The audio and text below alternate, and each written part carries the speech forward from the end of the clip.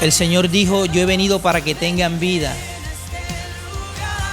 y para que la tengan en abundancia. Esta vida abundante tiene que evidenciarse en la manera como vivimos. Esta vida abundante es precisamente la vida de arriba, la vida que el hombre, después del pecado, entró en la necesidad de experimentar. Eso es lo que hace relevante el nuevo nacimiento. Porque Dios quería traer al hombre a su realidad nuevamente. Pero había de por medio un nacimiento que no tenía acceso a esa realidad. Porque era un nacimiento en otra naturaleza, muy diferente a la naturaleza de Dios. Y Dios, por su gracia, proveyó un nuevo nacimiento para que el hombre dejara de sembrar lo que venía sembrando. Porque el hombre, después del pecado, comenzó a sembrar para la carne. Comenzó a sembrar fundamentado en su yo, en sus deseos, en sus intereses. Se experimentó lo que posteriormente fue definido por palabras, pero que ya estaba en el corazón del hombre. Algo llamado el egoísmo. Ser dirigidos por lo que consideramos que es lo nuestro propio. Ese sentimiento egoísta donde no interesan los medios con tal de alcanzar mis objetivos que satisfagan mi deseo de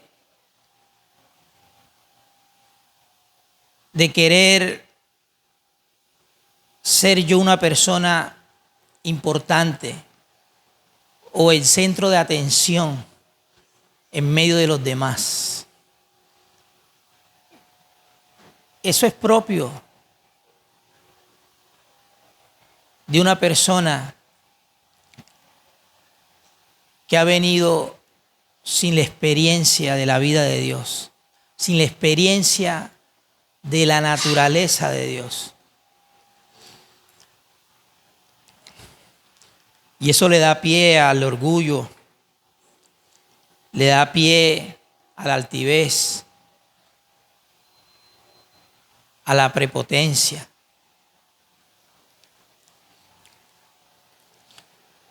Amados, lo más normal es que como iglesia nuestra sensibilidad hacia las cosas del Espíritu esté cada día en aumento.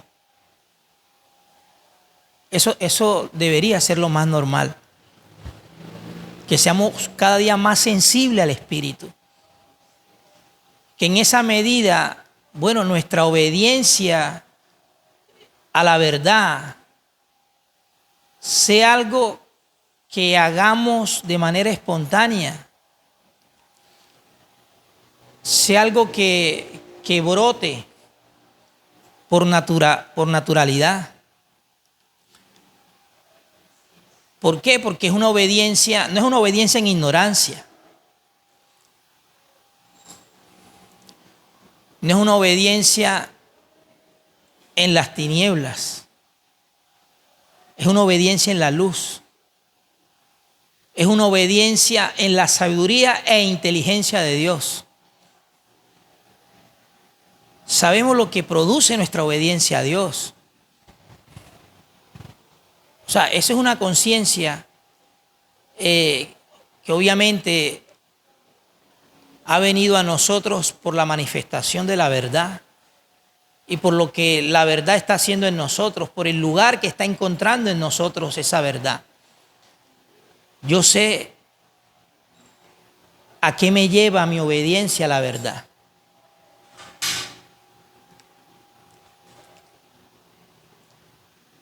Pero también sé las consecuencias a las cuales me puedo enfrentar sin estar permaneciendo en esa obediencia.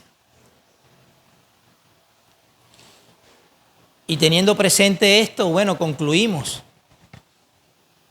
que nos conviene más estar obedeciendo al Señor. Y no hay obediencia al Señor sin estar sembrando para el Espíritu. ¿Se escuchó? Mi obediencia al Señor no es un pensamiento, no es una definición que yo tenga en mi mente. ¿Qué es la obediencia? Obediencia es conformidad.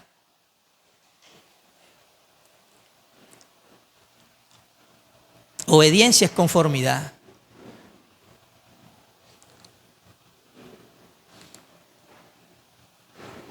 En el Espíritu hay una ley que demanda de mí conformidad. Esa ley se llama la ley del Espíritu de vida. ¿En quién? En Cristo. Es la ley del Espíritu.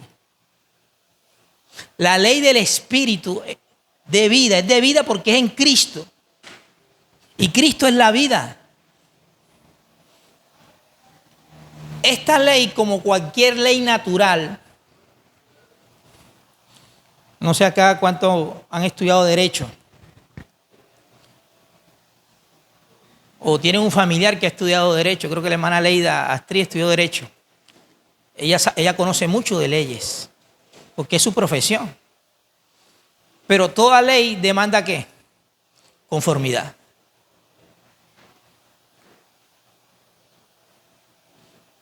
Un semáforo en rojo allá en la calle demanda conformidad. Y no necesariamente se necesita que esté un policía de tránsito diciendo que tienes que parar, porque hay un semáforo en rojo que dice que tienes que parar. Eso es una ley. El que la transgrede, ¿a qué se expone? A una sanción, a una consecuencia. ¿Por qué? Porque no actuó en conformidad a lo que la ley estaba ¿qué? Demandándole. Bueno, amado, la ley del Espíritu de vida. Ahora, esto con mucho más importancia, obviamente, y con mucha más trascendencia. La ley del Espíritu de vida demanda de nosotros conformidad. Que vivamos acorde, que vivamos de acuerdo a lo que ella nos dice.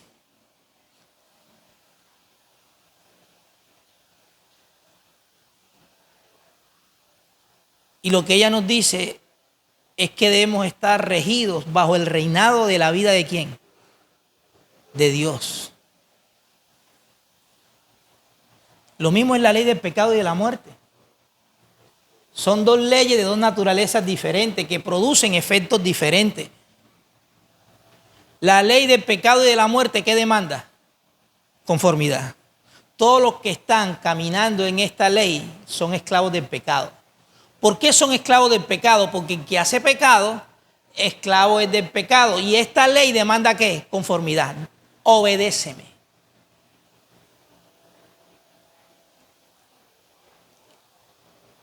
La naturaleza de esta ley se presenta como un amo. ¿Sabe qué es un amo? Como un señor. Que tienen que hacer lo que las personas que están de alguna manera ligadas a un amo, hermano, tiene que hacer lo que el amo le diga.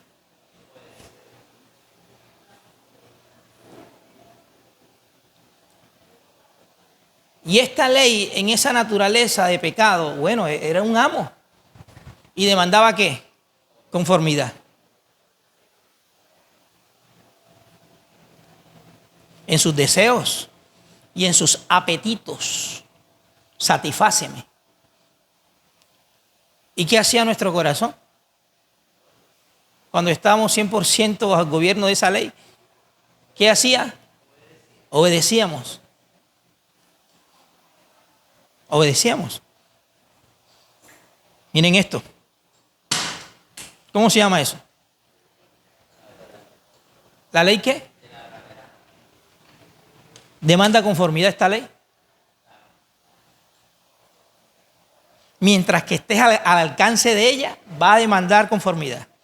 Ahora, las naves espaciales, la NASA, que envían cohetes por allá, por el espacio, ¿cierto? Más allá, que ya salen de la, fuera de, digamos, de la jurisdicción que tiene esta ley. Ya afuera,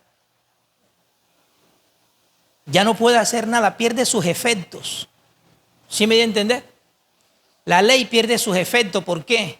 Porque se están dando en una, se están dando fuera de su jurisdicción. Pierde sus efectos. Ya no te puede atraer como si lo hace estando dentro del plano de la faz de la tierra. Bueno, esto es un ejemplo para que entendamos la ley del espíritu de vida.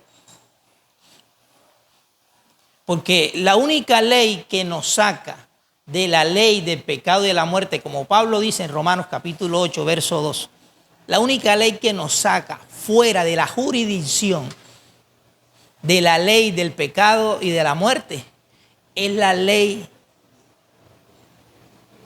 del espíritu de vida. ¿En quién? En Cristo Jesús. Esa es la única ley que nos hace libre ¿de qué?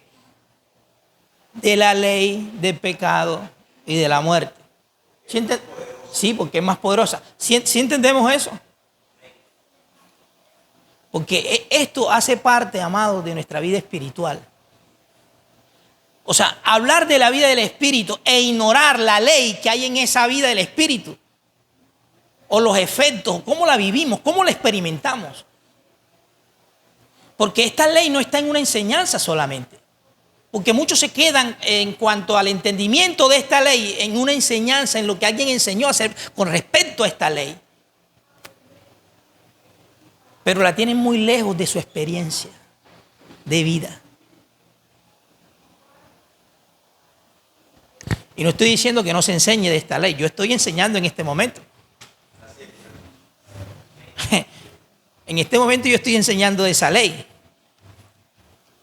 Obviamente que contribuyo y colabora de que nos enseñe acerca de esta ley. Pero, amado, debemos vivir regidos bajo el gobierno de esta ley. Nosotros tenemos que descubrir lo que realmente es el reinado de Dios, el reinado de su gracia en nuestro propio corazón. Nosotros tenemos que ser testigos de ese reinado. Nosotros mismos, no que otro nos lo diga. Nosotros descubrir ese reinado. Y este reinado se descubre a través de esta ley del espíritu de vida. ¿En quién? En Cristo Jesús, que me hace libre de la ley del pecado y de la muerte. Entonces siempre va a haber una conformidad de ambas leyes. Se presentan para que obedezcamos. Entonces, una persona que diga que está viviendo en la ley del espíritu de vida en Cristo Jesús, tiene que estar en conformidad ¿qué? A esa ley, a lo que esa ley dice. No es solamente tener la doctrina de lo que es esta ley, es experimentarla continuamente en el corazón. Porque esta ley está en la semilla de Dios, está en la simiente que es Cristo. Y yo estoy llamado a permanecer ¿qué?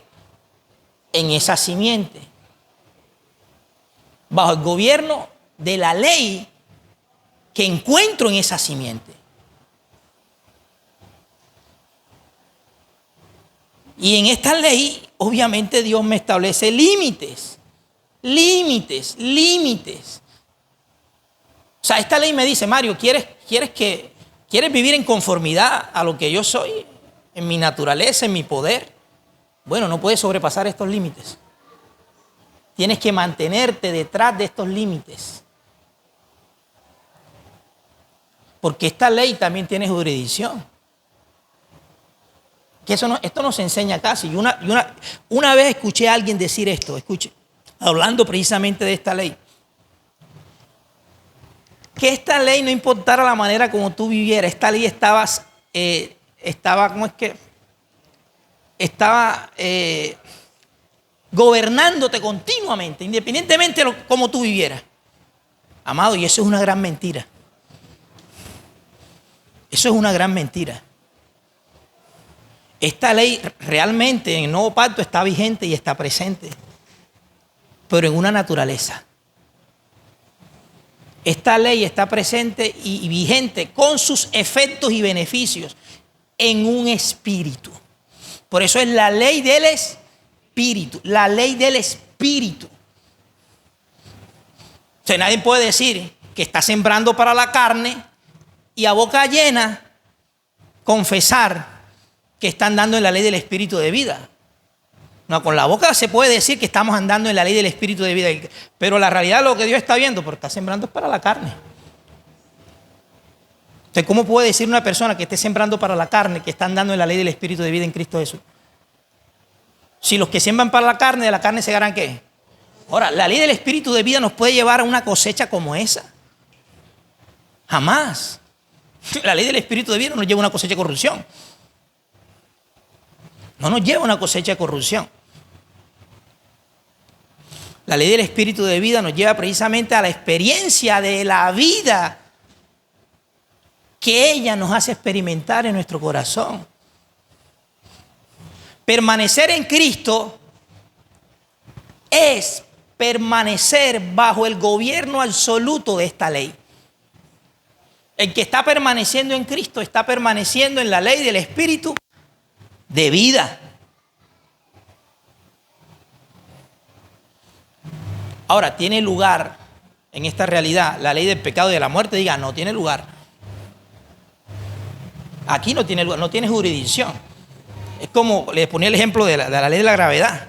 Aquí tiene jurisdicción sobre mí, pero si yo me voy en una nave a miles y miles de pies de altura allá arriba, allá no me alcanza.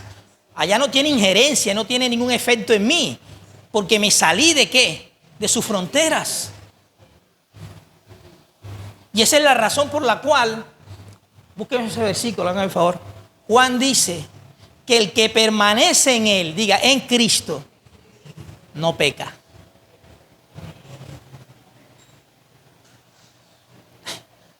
Esa es la razón por la cual Juan dice eso. Que el que permanece en él no peca. En otro versículo dice, vamos primero a ver este versículo. Todo aquel que permanece en él, ¿qué? ¿Por qué no peca? Porque en Cristo Jesús está bajo el gobierno, ¿qué? De la ley del espíritu de vida en Cristo Jesús, que lo hace libre ¿de qué? De pecado y de la muerte. Por eso no peca. Está fuera de la jurisdicción, de las fronteras del pecado.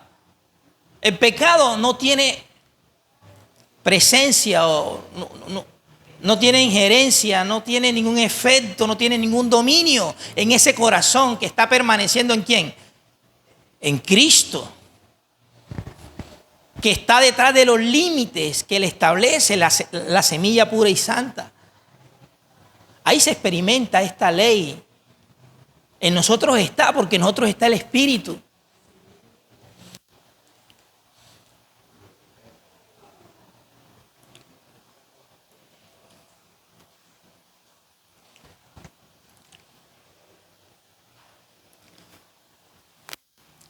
Todo aquel que permanece en él no peca. Ahora, esto parece algo como muy difícil de experimentar, ¿cierto?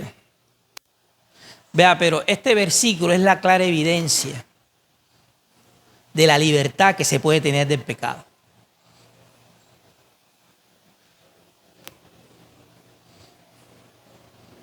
Este versículo, no sé qué teólogo pueda refutar esto. Un erudito de las Escrituras puede venir aquí a refutar esto.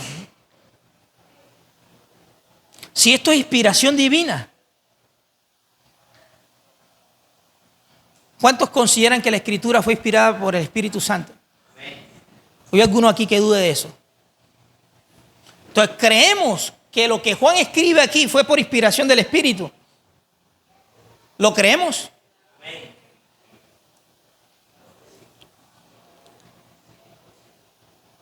Claro. Entonces hay muchos que de alguna manera abordan la gracia de Dios para dar a entender que es imposible de este lado del sol experimentar la libertad del pecado. No, para eso tenemos la gracia. La gracia de Dios es tolerante. Ajá, ¿y este versículo entonces? ¿Ah? ¿Qué hacemos con este versículo? Los que dicen que es imposible que no pequemos, que abogan por la necesidad de seguir pecando aún estando en la gracia. ¿Qué hacemos entonces con esto?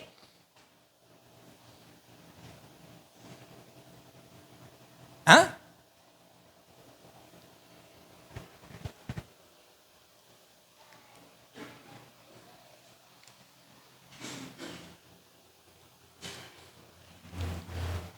La ley del Espíritu de vida en Cristo Jesús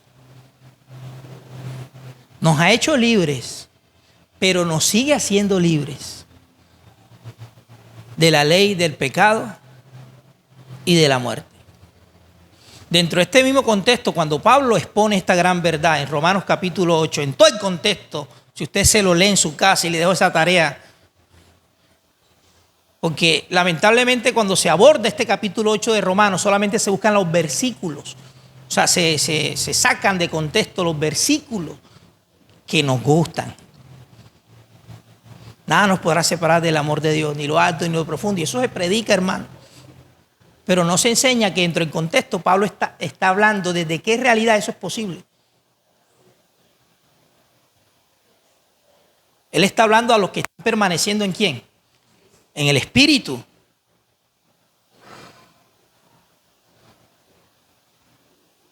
¿A quién el mal le puede hacer daño siguiendo el bien? Pero lo dice. ¿Y quién es aquel que os podrá hacer daño si nosotros seguimos el bien? Nada nos podrá separar. Nada. Si seguimos el bien y nos aferramos al bien y seguimos el Espíritu de Dios y aprendemos desde el Espíritu a sembrar para el Espíritu, nada nos podrá separar. Absolutamente nada. Nada. No hay nada, ni en lo alto, ni en lo profundo, ni en lo visible, ni en lo invisible que nos pueda separar ¿de qué? Del amor de Dios, que es en quién. En Cristo Jesús. Nada nos podrá separar. En el Espíritu nada nos podrá separar de las cosas de Dios. Nada. Porque en el Espíritu aprendemos a sembrar para la única vida que Dios quiere que esté siendo una cosecha en nosotros, que es la vida de su Hijo. Recuerde que dentro del capítulo 8 de Romanos hay muchas advertencias. Y estas advertencias Pablo no le está haciendo a los impíos que no conocen a Dios. Se le está diciendo a sus hermanos en la fe. A sus hermanos en la fe. Así pues, hermanos, así les dice. Oh, son hermanos en la fe. Son hermanos, así pues, hermanos. Nosotros somos deudores al Espíritu. Porque es lo que le da a entender. Nosotros somos deudores al Espíritu. Para vivir en conformidad, ¿qué? Al Espíritu. No a la carne. Porque si vivimos conforme a la carne, en la carne hay muerte.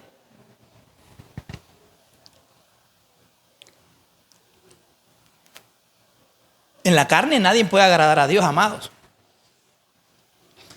Y puede ser el teólogo con más doctrina de nuevo pacto y de la gracia del reino de Dios.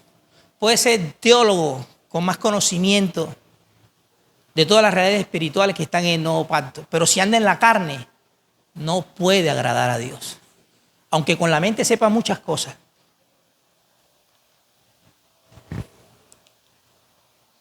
No puede agradar a Dios. Porque en la carne hay ¿qué? Enemistad para con Dios.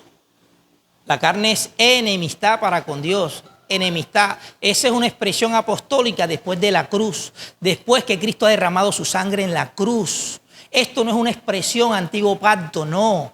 Esto está presente y la iglesia tiene que ser consciente de eso. Y lo he dicho y no me cansaré de afirmarlo porque sé por qué lo digo y pongo al Señor por testigo de la necesidad que la iglesia tiene de entender que no puede andar en una naturaleza que lo mantiene separado de las cosas que Dios en su propósito a través de su Hijo quiso que estuvieran abundando en nosotros.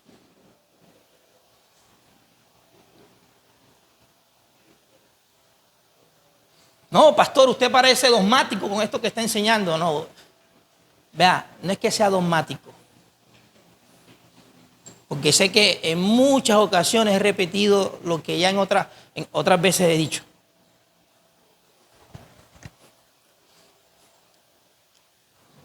Pero Dios conoce el estado de cada uno de nosotros.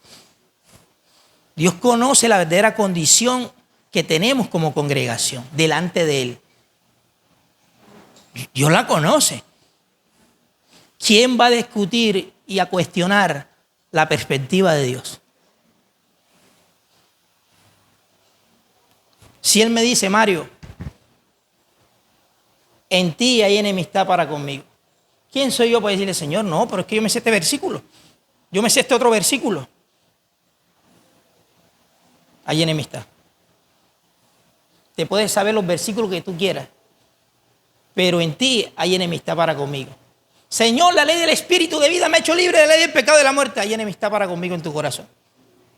Y esa enemistad en tu corazón tiene que ser crucificada. Yo condeno esa enemistad. Yo no aparezco para condenar tu alma, no. Aparezco para condenar lo que está en tu alma que no es mío. Lo que yo desapruebo. Y es mi bondad porque te quiero sacar fuera de eso que yo condeno. ¿O no es la bondad de Dios ver esa manifestación? ¿Ah? Es la bondad de Dios porque mi hermano, si Dios me dejara así, ay, el día de juicio. No, yo le agradezco a Dios que lo haga ahora. Yo le agradezco a Dios que lo haga ahora.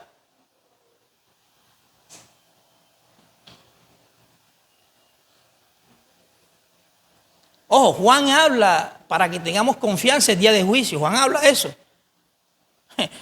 Que debemos llegar con confianza en el Señor el día de juicio. Yo agradezco a Dios que Dios, bueno, si Él está viendo lo que yo no estoy viendo, porque a veces enemistad ni siquiera nosotros sabemos que está en nuestro corazón. Pero si Dios aparece para señalármela, hermano, gloria a tu nombre, papá. Alabanzas a tu nombre. Tus juicios en mi corazón son como miel a mi paladar. Así decía David. ¿Por qué David consideraba los juicios de Dios como miel a su paladar?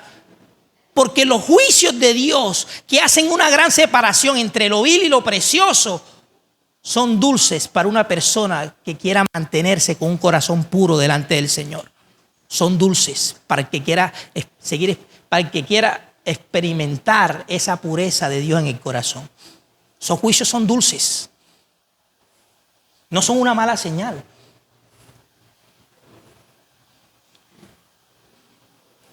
El que quiere experimentar la pureza de Dios en su corazón, amado, desea estos juicios. El profeta dice, en el camino de tus juicios te esperé.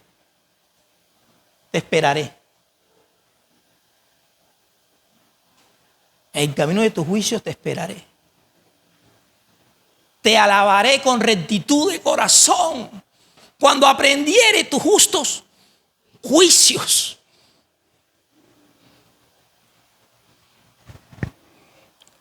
Porque el propósito de Dios es que en su Hijo, ¿qué?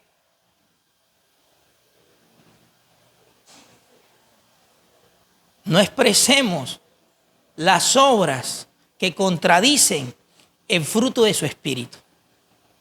Porque las obras de la carne contradicen el fruto del Espíritu. y levantan una bandera de cuál es el verdadero gobierno que hay en ese corazón. Es así, amado, espiritualmente es así. Cuando hay obras de la carne que continuamente se están manifestando en nosotros, son una bandera espiritualmente que se están levantando. Aquí hay un amo. Aquí está haciendo presencia un amo. Aquí está haciendo presencia una naturaleza. Aquí está gobernando, dominando una fuente.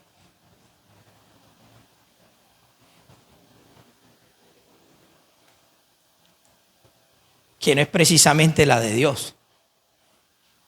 De Dios pueden venir los homicidios, de Dios puede venir la hechicería, el espiritismo, la murmuración, la división. La única división que viene de Dios es la que Él hace a través de su luz en cuanto a lo que es las tinieblas y lo que es su propia luz. Pero de Dios no vienen las fornicaciones ni los adulterios. Eso no corresponde a Dios.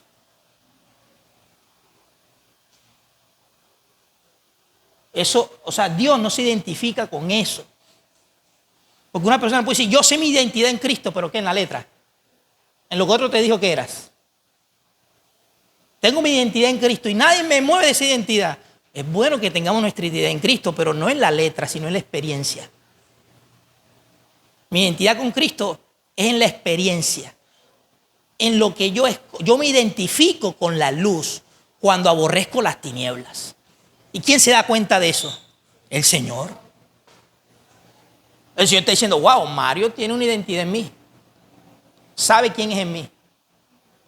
Pero ¿de qué me sirve tener 40, 50 versículos? En Cristo eres esto, en Cristo eres este otro, pero mi realidad de vida es que yo sigo escogiendo las tinieblas y menospreciando la luz.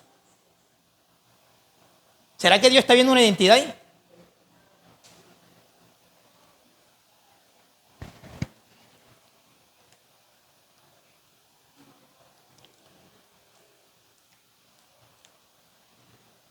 Amados, es posible vivir en el Espíritu, permanecer en el Espíritu, pensar desde el Espíritu, hablar desde el Espíritu, frenarse desde el Espíritu, contener aquello que yo sé en el fondo de mi corazón que es ofensivo a Dios, contener, frenar mi lengua. Es posible. Es posible esconder mis miembros a la iniquidad para que no sean usados por ella y presentárselos a la naturaleza justa de Dios para que sean la expresión de esa justicia. Es posible. Es posible. Pero lamentablemente hemos venido mal enseñados por muchísimo tiempo y eso, aunque no lo queramos, ha calado en nosotros y nos ha llevado a un confort, a una normalidad de las cosas, porque nos han hecho ver una perspectiva de Dios que realmente no es la de Dios, a través de lo que nos han enseñado. Que para mí, si alguien se me acerca, alguien nuevo se me acerca y me dice, pastor, no sé, he sentido algo, el Espíritu me ha despertado, no sé, algo vino a mí que yo no sé, estoy sintiendo algo, hay un impulso dentro de mí, no sé, Dios ha comenzado a despertar mi conciencia. ¿Ahora qué, pastor? ¿Ahora qué? Mi consejo sería, me alegra que Dios esté haciendo eso en tu corazón, que Dios haya aparecido y te haya convencido del sacrificio de su Hijo, del perdón de pecados, de la reconciliación que Él nos proveyó en su Hijo. Me alegra. Pero tengo que advertirte algo.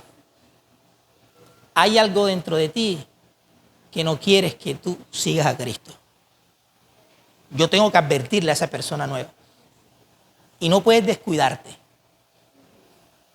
Porque ciertamente si permaneces en la luz que ha aparecido en tu corazón y esa luz cada día va a ir manifestándose con mayor fuerza, con mayor intensidad, ciertamente vas a seguir experimentando ese don que has recibido. Vas a seguir bajo el gobierno de ese don. Pero yo tengo que advertirte. Dentro de ti hay algo que si te descuidas te saca del camino. Te va a desviar. Y esa es la razón por la cual usted es testigo de gente que hemos conocido aquí. que estuvieron, no era que no eran de nosotros, sí eran de nosotros. Estaban avivados, hambrientos. Experimentaron una consagración en su corazón de parte del Señor. ¿Y qué? Se descuidaron. Y hoy en día, lo que está prevaleciendo en su corazón son las cosas del mundo. Los deseos de su yo, de su voluntad carnal. Y usted les habla de Dios. Hermano, la insensibilidad se ha intronizado en ese corazón como usted no tiene idea. La conciencia se ha cauterizado. Usted le habla de Dios, es como un balón rebotando en una pared. Por la dureza de su corazón. Pero ellos dicen que creen en Dios. Y no todo el que me dice, Señor, Señor, entrará a mi reino, al reino de mi Padre. Sino el que hace ¿qué? Allá esa es otra cosa. Hacer la voluntad de Dios va mucho más allá de hacer una confesión acerca de Dios. Es otra cosa, involucra otra cosa.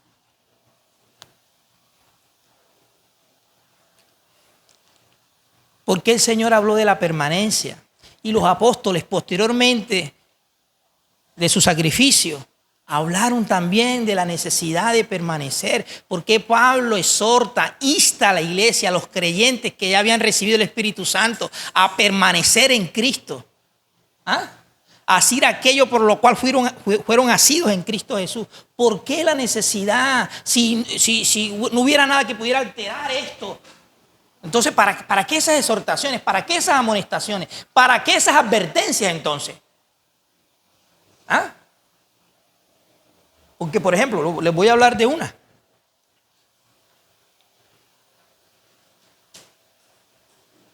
Está aquí en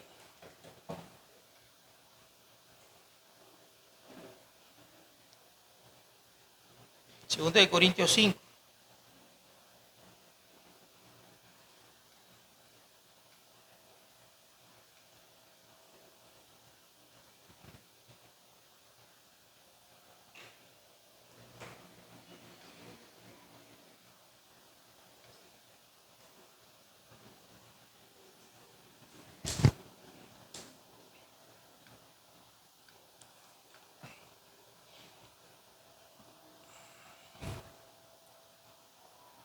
No, Segunda de Corintios capítulo 6.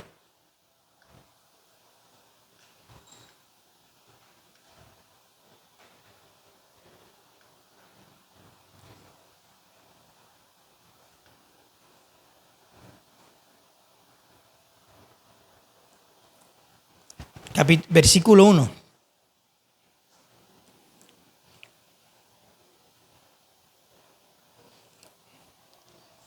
Mira a qué estaba dirigida las exhortaciones apostólicas en cuanto a la iglesia. Así pues nosotros como colaboradores suyos, ¿os qué? Os exhortamos. Si una persona dice que es colaboradora de Dios en la edificación de la iglesia, pero omite cualquier exhortación, no habla de exhortación, hermano, huya corriendo de ahí. Salga y salve su vida. ¿Ah? Salve su alma. Que te muestre un evangelio donde todo está bien. Una perspectiva en cuanto a Dios de que no pasa nada. Hermano, los apóstoles en sus enseñanzas traen exhortaciones. La predicación del evangelio trae exhortaciones.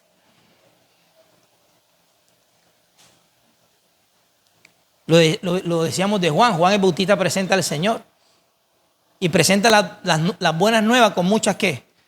Exhortaciones. Pero son exhortaciones en sabiduría. Son exhortaciones que obviamente traen confrontación. pero también dan la salida a una consolación en el Señor. Porque en muchas de estas exhortaciones a veces somos entristecidos por Dios.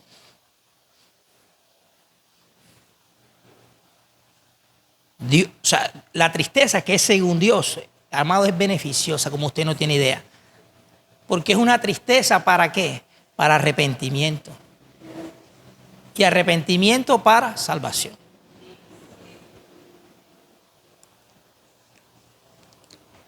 La tristeza que es según Dios. Ahora, la tristeza que es según el mundo, esa no trae. Los que quedaron tristes por la eliminación de Colombia en el Mundial. Esa es una tristeza según el mundo. ¿Y esa tristeza trae qué? Trae muerte. Y por eso a Campas, que votó el gol ese en la última jugada, lo están amenazando de muerte igual que a Andrés Escobar. Sí, es que la tristeza que es según el mundo trae muerte. Trae muerte. Nosotros no, o sea, nuestra alegría, nuestro gozo no está condicionado a lo temporal, ni a lo visible.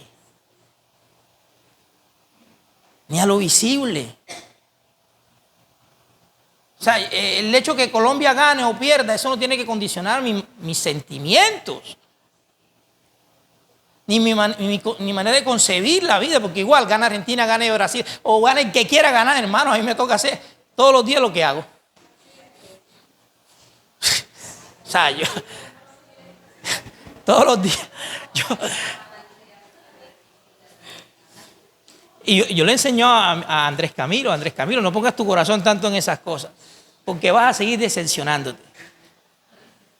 Si tus expectativas allí no se van a cumplir.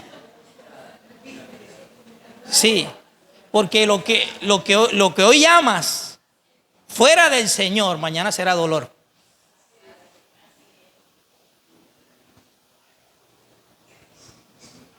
Mañana será dolor.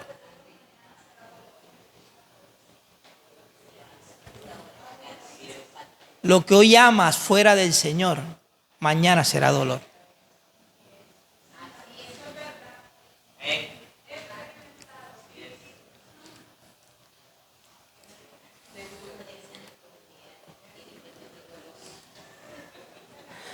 Lo que decíamos, porque la tristeza que es según Dios produce ¿qué?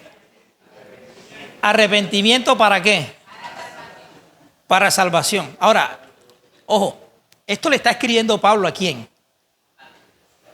A la iglesia. ¿Necesitan experimentar qué? ¿La salvación otra vez? Claro que sí.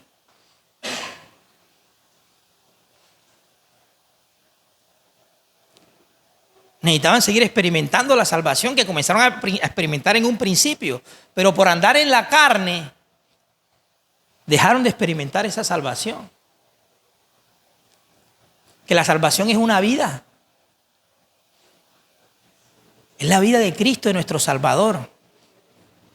La salvación es su misma realidad en lo que Él es en su espíritu. Diga, es una vida que salva. Porque es una vida vencedora. Nos ha salvado, nos está salvando y nos seguirá salvando. Pero en la medida que permanezcamos en esta vida, ellos se desviaron, ellos se salieron y por eso tuvieron que ser entristecidos según Dios para arrepentimiento, entristecido, sí, según Dios, para arrepentimiento.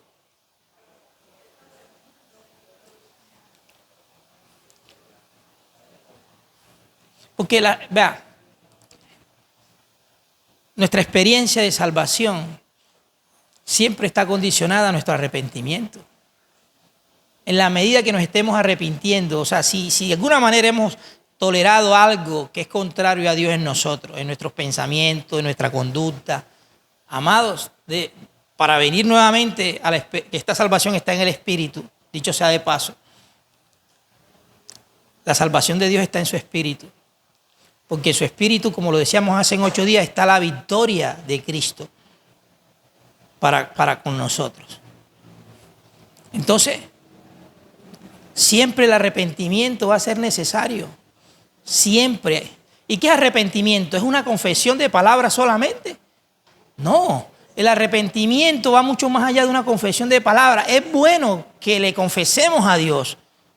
Es bueno que le confesemos a Dios lo mal que hemos venido, en lo cual hemos venido estando.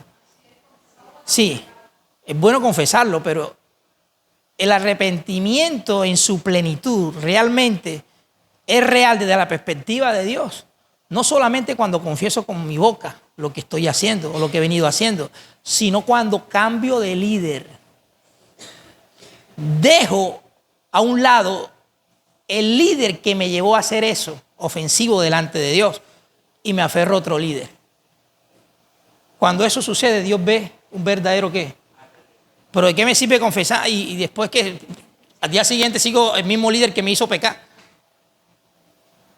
No tiene sentido, realmente no hay un verdadero arrepentimiento. No hay, yo suelto, dejo de seguir el líder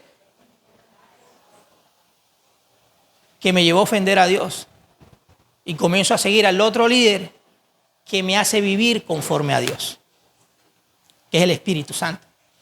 Dejo la carne para seguir el Espíritu. Ok. Les hablaba en 2 Corintios capítulo 6 acerca de las exhortaciones.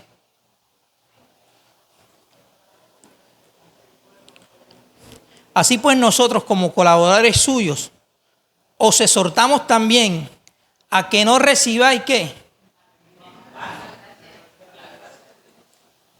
Ahora, siendo objetivos, no subjetivos, objetivos, leyendo este texto o este versículo, yo les hago una pregunta.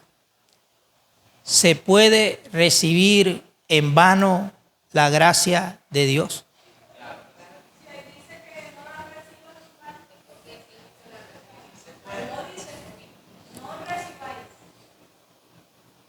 ¿Se puede recibir en vano la gracia de Dios? Claro que sí, es una exhortación apostólica. De hecho, está en la Escritura como una advertencia para nosotros de que no recibamos la gracia de Dios en vano. Que no la recibamos en vano, porque la gracia se ha manifestado y se sigue manifestando para hacer algo en nosotros.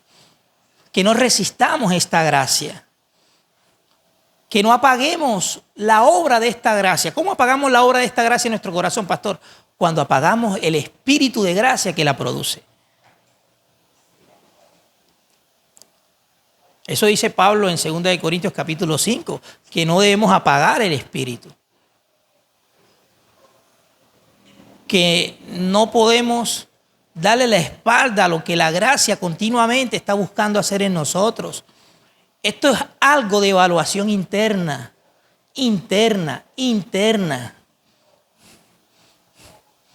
No busque una doctrina para evadir esto o omitir esto, como si este versículo no existiera. Porque te engañas a ti mismo. Está en la Escritura. Y está como una advertencia. ¿Para quién? Para la iglesia. No podemos estar recibiendo en vano la gracia de Dios. No podemos estar recibiendo en vano la gracia de Dios. Nosotros ciertamente hemos recibido la gracia, pero la seguimos recibiendo todos los días, en cada una de sus manifestaciones. Porque la gracia enseña. La gracia enseña. La gracia es nuestro maestro. La gracia enseña. Y no hay enseñanza de la gracia sin que la gracia misma nos esté manifestando en nuestro corazón. De esa manera la gracia hace su obra en nosotros. ¿Y cuál es el fin o el objeto de esta obra? Bueno, que vivamos. ¿Para qué nos enseña? Para que vivamos. ¿Cómo tenemos que vivir en la gracia? ¿O cuál es el efecto de un corazón que está siendo enseñado por la gracia? Claro, eso es una obra de gracia. Pero yo tengo que estar de acuerdo con lo que la gracia me está enseñando. Si la gracia se manifiesta y me dice, tienes dos cositas ahí que no son mías.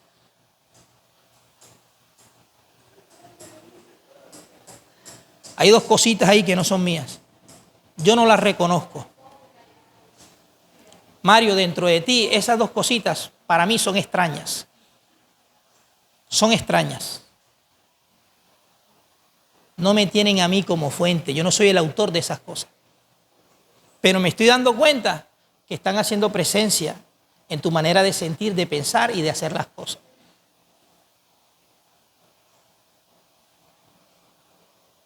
¿Qué me dice la gracia? En mí, la gracia me dice, en mí tienes la capacidad de renunciar a ellas. Eso lo hace la gracia. En mí tienes la capacidad de renunciar a ellas, de soltarlas.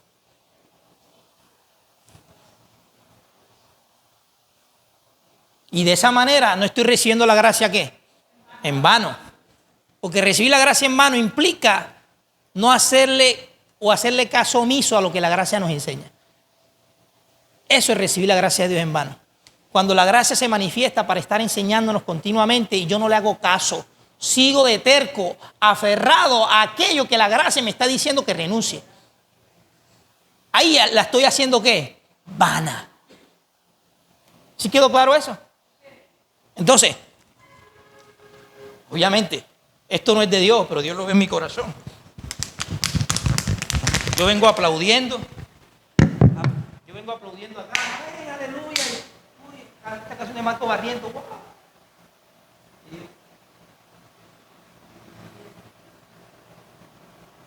Llega un momento en que eso amor, porque es una expresión de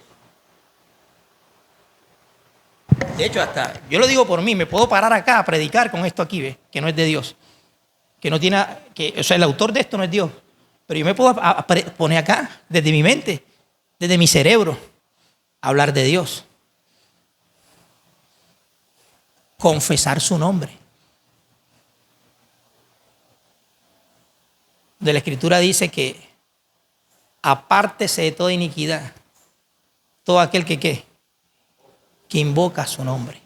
Pero yo, aún sin apartarme de la iniquidad, puedo estar ¿qué? Confesando, invocando su nombre. Entonces yo me puedo parar acá y hablar y hacer todo, ¿no?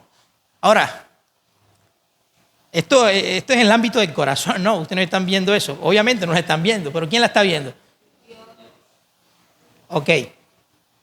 Entonces Dios aparece y dice, Mario. Ahora, Dios no va a aparecer en público, ¿no? Dios aparece ¿dónde? Diga, su enseñanza. Así, o sea, su enseñanza como su corrección siempre serán internas. Siempre serán internas. Ahora, Dios se puede valer de otra persona que envíe para corregirnos, es verdad, Dios lo puede hacer. Pero si no le hacemos caso a ese testigo externo que está viniendo de parte de Dios para corregirnos, bueno, se va a manifestar el testigo interno. El testigo fiel y verdadero. Así como en la iglesia de Apocalipsis, el que se manifestó a esas iglesias de Apocalipsis fue el testigo que fiel y verdadero.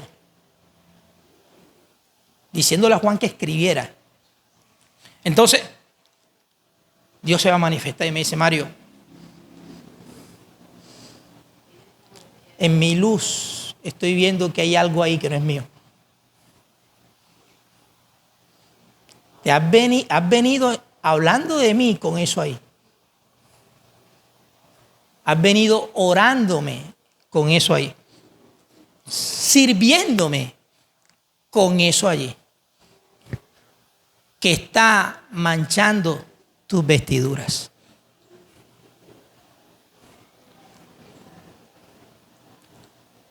Renuncia a eso. Niega eso. Dale la espalda a eso. Ahora, si es Dios el que me está hablando, hermano, tendría yo mucha dureza en el corazón para decirle a Dios, no es conmigo, no es conmigo. Esto no es conmigo, Señor. ¿Estás seguro de lo que estás diciendo?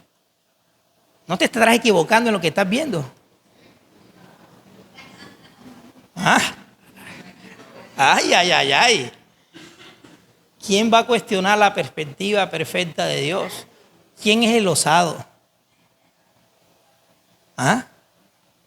Que se va a parar frente a Dios y le va a decir, te estás equivocando en cuanto a los fariseos, porque ellos sí son hijos de Abraham, ellos no son hijos del diablo. Cuando el Señor mismo le está diciendo, ustedes tienen un padre, pero ese padre no es Abraham, ese padre no es Dios. Yo me doy cuenta que tienen una fuente que los está llevando a manifestar las obras que se están viendo en ustedes. Pero no, esas obras no son de Dios. ¿Quién le va a decir al Señor, Señor, uy, Señor, qué ofensivo eres? ¿Cómo les vas a decir hijos del diablo? Uy, Señor, ese no es el Dios lleno de gracia y de verdad. Eso no hace parte del amor de Dios. Imagínense, si ese escenario de Juan 8, eso está en Juan 8, usted lo busca en la Biblia, está en Juan 8. Hubiese sido porque eso no lo dijo el Señor ahí como en una casa en privado a los fariseos para no avergonzarlos públicamente. No, lo dijo en público. ¿Usted se imagina al Señor aquí diciéndole a los fariseos, ustedes tienen un padre? Ciertamente detrás de ustedes hay un maestro, pero ese maestro no es Dios. Ustedes son hijos del diablo. ¡Uy, Señor! Uy, este Cristo no es el que yo me imaginaba, este es legalista. Amado, ¿y qué teología es la que le va a poner un velo a Dios para que Dios vea las cosas como no son? ¿Ah?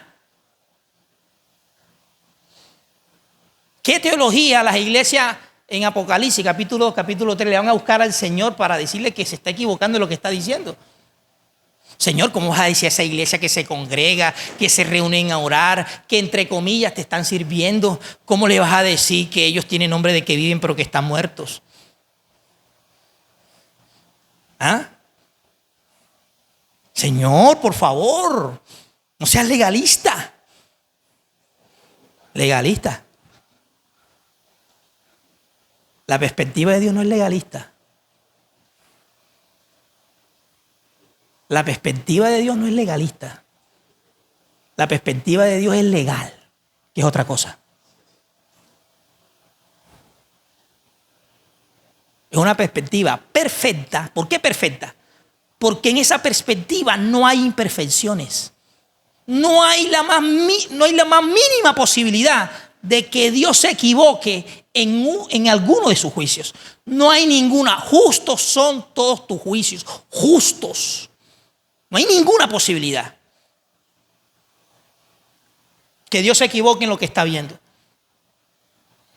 O que Dios no interprete ahora las cosas totalmente diferentes como antes las interpretaba.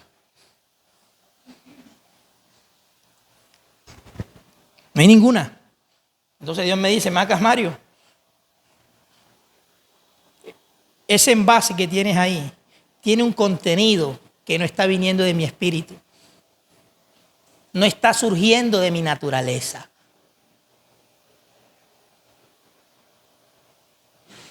Renuncia a eso.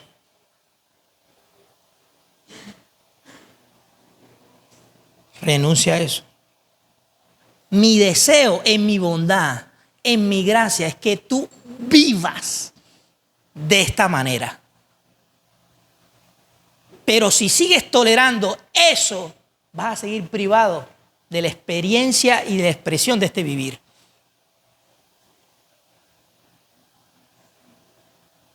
Si sigues tolerando eso, entonces la gracia que me dice, renuncia.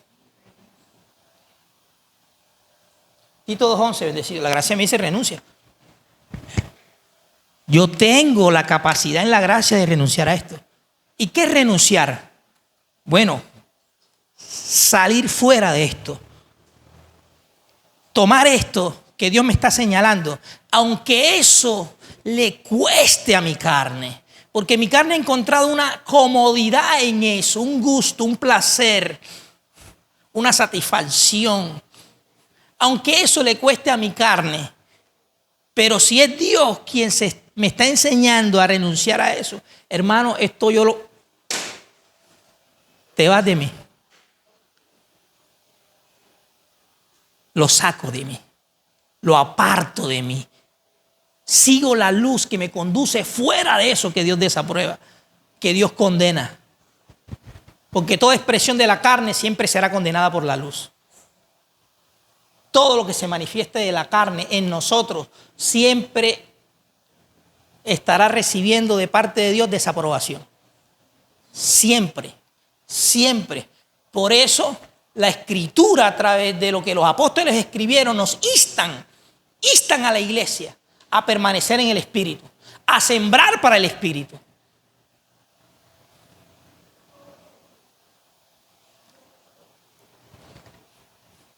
Pastor, eso no es la gracia de Dios. Bueno, es la gracia que predicaba Pablo. Claro que es la gracia de Dios. La gracia de Dios es su mismo poder, amados, crucificando en nosotros todo aspecto del viejo hombre. No es que el viejo hombre tiene que quedar atrás.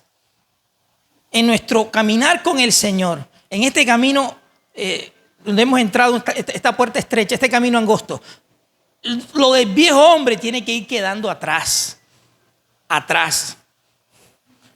Eso es un viaje que hacemos en el corazón, internamente, un éxodo. Despojarnos del viejo hombre para estar revistiéndonos del nuevo hombre. Eso solamente se da en el Espíritu. Se da en el Espíritu. Y la gracia se ha manifestado y se sigue manifestando, enseñándonos precisamente a vivir en la única vida que es agradable delante de Dios, que es la vida de su Hijo Jesucristo. Que es la vida de su Hijo Jesucristo.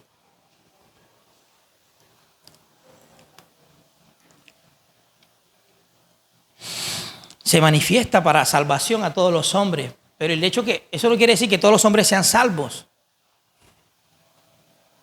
Aunque ella se manifiesta con el propósito de salvar a todos los hombres.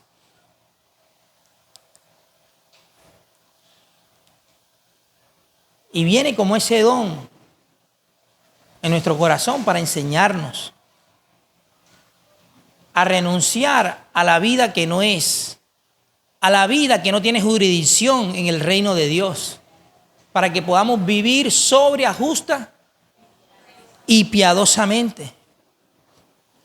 Cuando un corazón camina de esta manera, siendo enseñado por la gracia, amados, ahí la gracia de Dios no se está recibiendo en vano.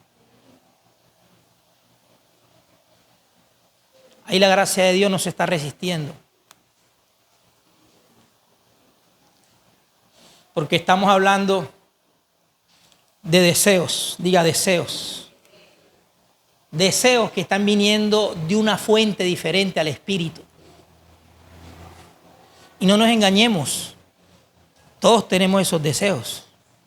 El problema es cuando los satisfacemos, porque lo podemos negar. El problema es cuando unimos nuestra voluntad a esos deseos, porque ahí va a ser inevitable que esa obra de la carne no se manifieste. Diga deseos. Ninguna obra de la carne se manifiesta sin primeramente aparecer como un deseo en el corazón. Ninguna. Siempre aparece con un ¿qué? Un deseo. Cuando nuestra conciencia está siendo estimulada por la luz del Señor, la misma luz nos va a decir, ojo con ese deseo.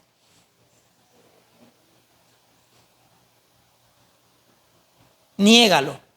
No unas tu voluntad a lo que te está pidiendo. Eso lo hace Dios. Eso no viene de las tinieblas. Las tinieblas no se van a negar a sí mismas.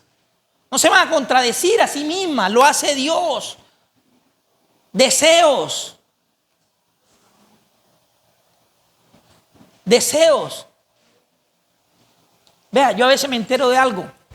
No era que estaba buscando, no, me enteré así, no sé, vino una información, algo que... Y a veces estoy a sola con mi esposa y algo me dice, dile. Vea lo que te enteraste, dile. Lo que supiste, lo que te diste cuenta, dile. Y yo no.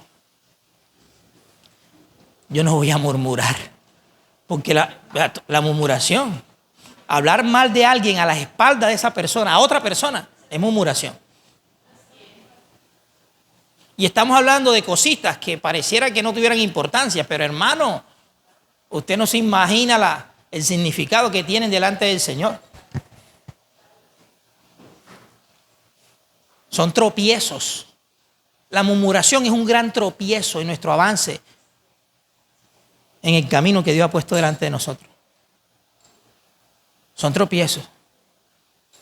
Y la luz nos enseña a evitar esos tropiezos. Nos enseña. Diga deseos.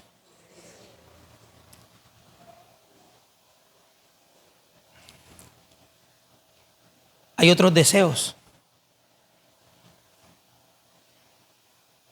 que sí son aceptables delante del Señor. En cuanto a estos, tenemos que renunciar. Pero en cuanto a los del Espíritu, tenemos que obedecerlo. ¿Cómo yo hago del Espíritu Santo mi líder? Mi guía interno. ¿Cómo yo hago del Espíritu Santo mi líder? ¿Qué cosa tan maravillosa? Vea, qué cosa tan hermosa. Descubrir ese liderazgo del Espíritu en nuestro corazón. Que eso no tiene comparación. Que tú mismo estés siendo testigo de ese liderazgo divino en tu corazón. ¿Cómo hago del Espíritu Santo mi líder?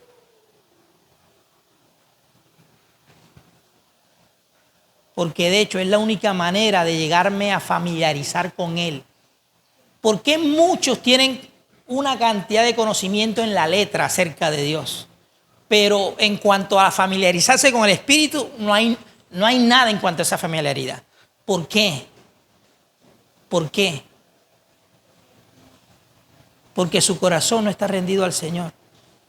No han hecho del Espíritu Santo su líder.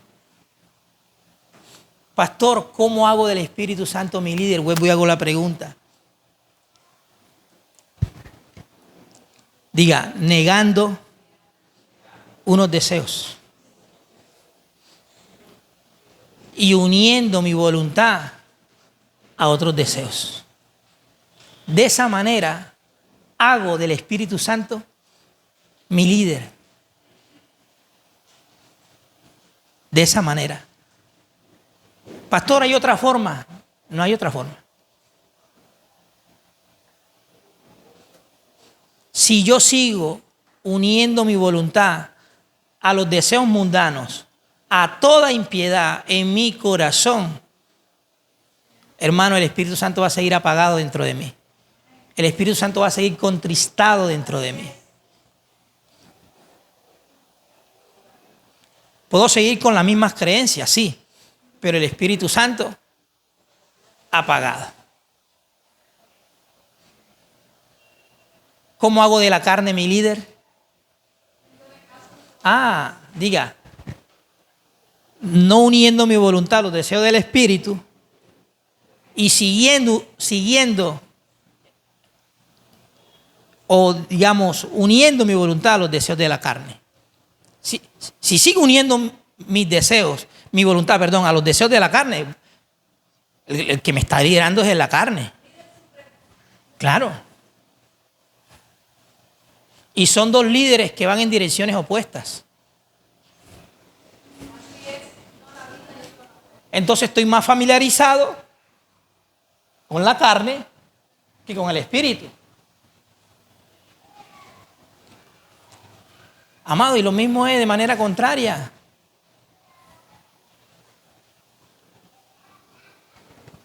Mi voluntad cuenta.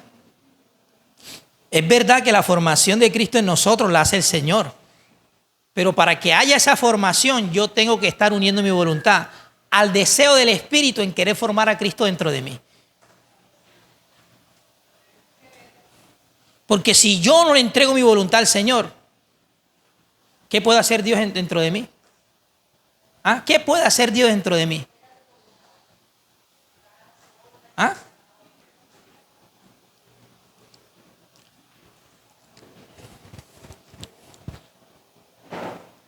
Que Dios nos ayude, amados, a descubrir esa familiaridad con el Espíritu. Esa familiaridad con su Espíritu. Que llegues a vivir de tal manera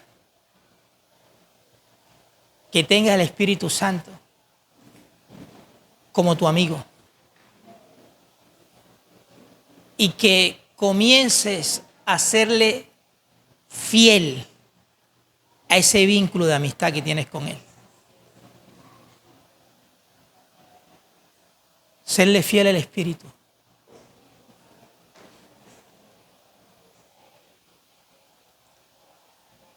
Evitando cualquier adulterio espiritual en tu alma. Porque es la única manera.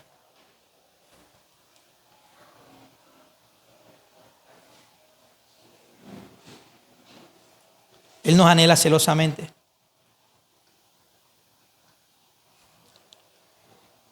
Y Él no quiere que en nosotros esté nada que no venga de la fuente del Padre. Amén.